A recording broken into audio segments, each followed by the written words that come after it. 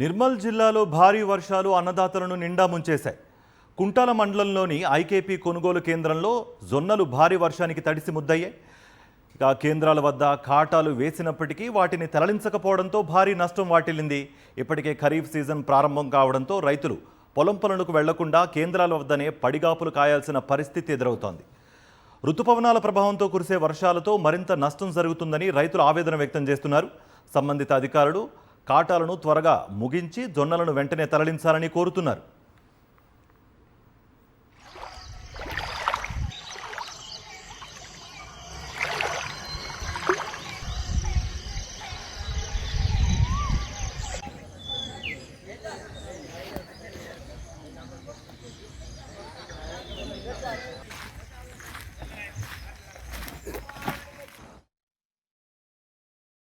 వేసిండ్రు.